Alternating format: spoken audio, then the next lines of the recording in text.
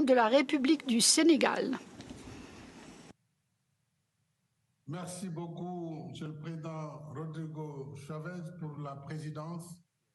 Chers collègues, mesdames et messieurs, je voudrais remercier le président Joe Biden pour son aimable invitation, ainsi que nos collègues de la République de Corée, du Costa Rica, des Pays-Bas et de la Zambie, co-organisateurs de ce deuxième sommet pour la démocratie. Notre rendez-vous se tient dans un contexte mondial agité et des lendemains incertains avec l'invasion de l'Ukraine qui s'ajoute aux conséquences d'une crise sans précédent dont les économies les plus faibles peinent à se relever, sans compter l'impact sévère du réchauffement climatique.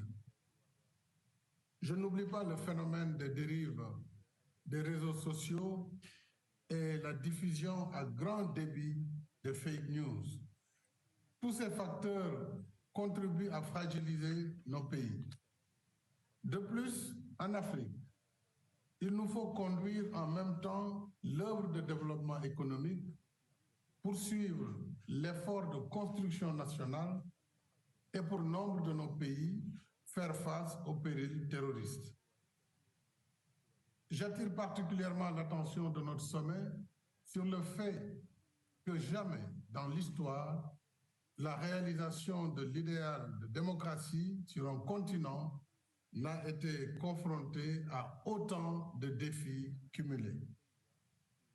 C'est dire qu'au-delà de l'affirmation des valeurs qui nous rassemblent, nous devons faire preuve de plus de solidarité active si nous voulons protéger nos démocraties contre les menaces qui sapent les institutions étatiques, la stabilité politique, l'assise économique et la cohésion sociale.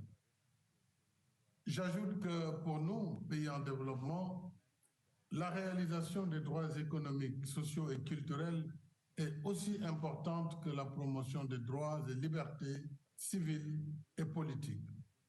L'une et l'autre sont indissociables parce que sans développement, la démocratie reste vulnérable.